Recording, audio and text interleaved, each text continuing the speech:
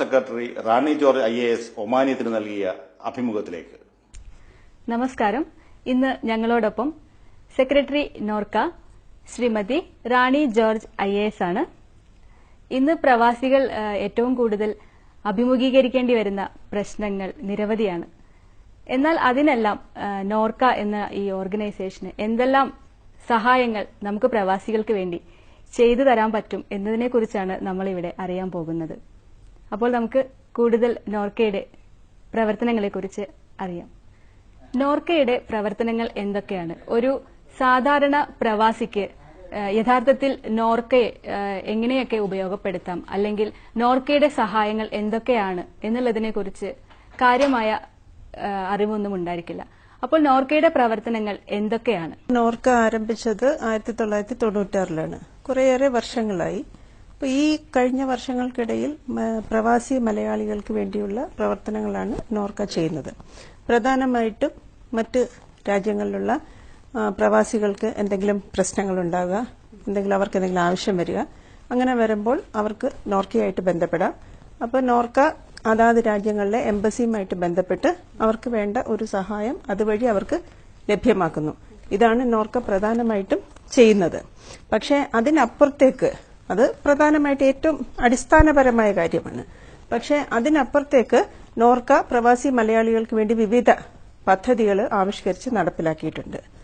അതിൽ ഏറ്റവും പ്രധാനം എന്ന് പറയുന്നത് കേരളത്തിൽ നിന്ന് മറ്റ് നാടുകളിലേക്ക് പോകുന്നവർക്ക് വേണ്ടി ഒരു സ്കിൽ അപ്ഗ്രഡേഷൻ ട്രെയിനിങ് ചെയ്യുന്നുണ്ട്.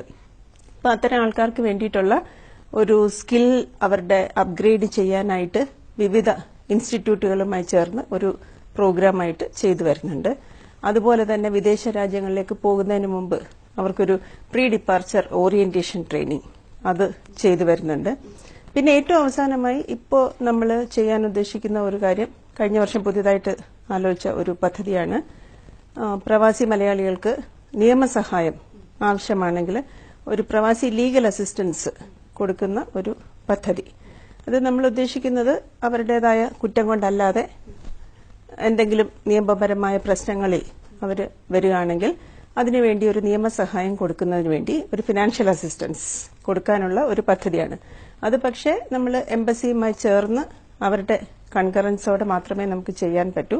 കാരണം വെച്ചാൽ നമ്മൾ ഒരു അവരുടെ കുറ്റം കൊണ്ടല്ലാത്ത കാര്യങ്ങൾക്കോ അല്ലെങ്കിൽ അത്തരം കാര്യങ്ങൾക്ക് മാത്രമേ നമുക്ക് അത്തരം ഒരു സഹായം ചെയ്തു കൊടുക്കാൻ പറ്റുള്ളൂ. പിന്നെ മറ്റൊരു കാര്യം, നമ്മൾ ആരംഭിച്ച ഒരു പദ്ധതി എന്ന് പറയുന്നത് റീഹാബിലിറ്റേഷൻ ആണ്. തിരിച്ചു വരുന്ന പ്രവാസികൾക്ക് നമുക്ക് എന്ത് ചെയ്യാൻ പറ്റും? പ്രവാസികൾ മടങ്ങി വരുമ്പോൾ കുറേയേറെ പേർക്ക് അവർക്ക് തിരിച്ചെത്തുമ്പോൾ, നാട്ടിലെത്തുമ്പോൾ അവർക്ക് ജോലിയില്ല. അപ്പൊ അവരെന്ത് ചെയ്യും? അത് ഏറ്റവും ആ പ്രശ്നം ഉണ്ടായത് സൗദി അറേബ്യയിൽ നിദാക്കത്ത് വന്നപ്പോഴാണ്. അപ്പൊ ആ സമയത്ത് കുറേയേറെ പേര് മടങ്ങി വന്നു.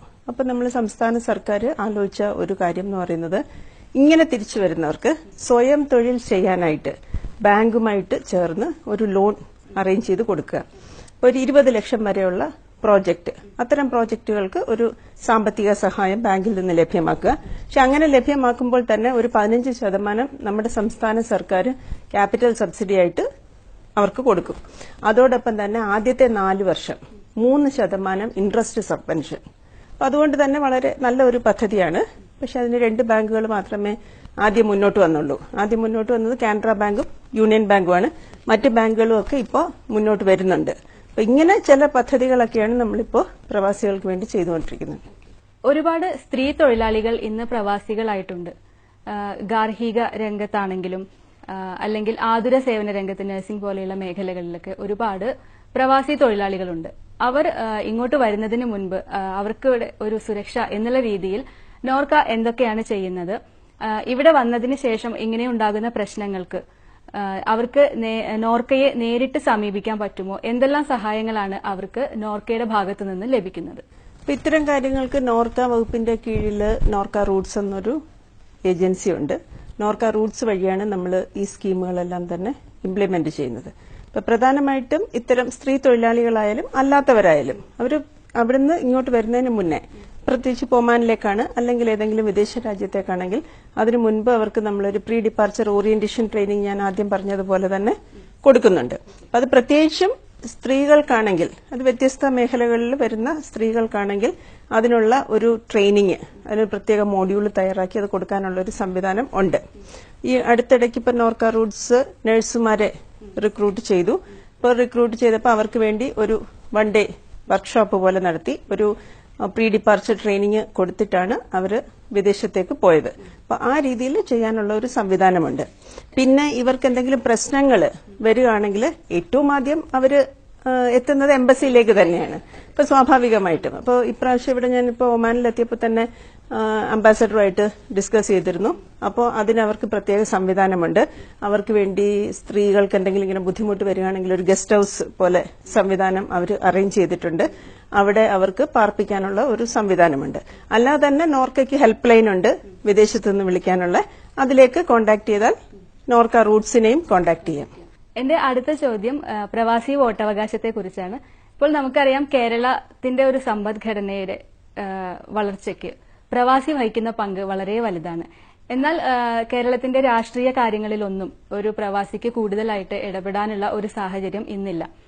അപ്പം പ്രവാസി വോട്ടവകാശം ഇപ്പോൾ ഏറ്റവും കൂടുതൽ ഈ അടുത്ത കാലത്ത് ഒരു സംസാര വിഷയമായ ഒരു കാര്യമാണ് പ്രവാസി വോട്ടവകാശം.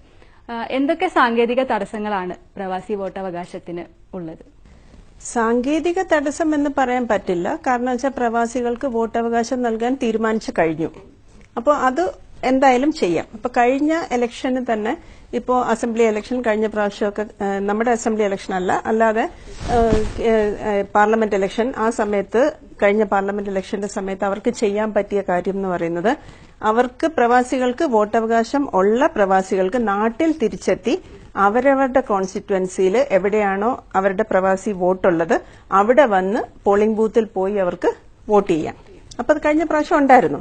പക്ഷെ അങ്ങനെ രജിസ്റ്റർ ചെയ്തത് വളരെ കുറച്ച് ആൾക്കാർ മാത്രമേ രജിസ്റ്റർ ചെയ്തിട്ടുള്ളൂ. ഇപ്പൊ കഴിഞ്ഞ പ്രാവശ്യത്തെ പാർലമെന്റ് ഇലക്ഷൻ തന്നെയാണെങ്കിൽ പ്രവാസികൾ ആകെ വളരെയധികം രജിസ്റ്റർ ചെയ്തത് തന്നെ കുറച്ചുപേര് കേരളത്തിൽ നിന്നാണ്. മറ്റു സ്ഥലങ്ങളിലൊന്നും അത്രയും പോലും ഉണ്ടായില്ല.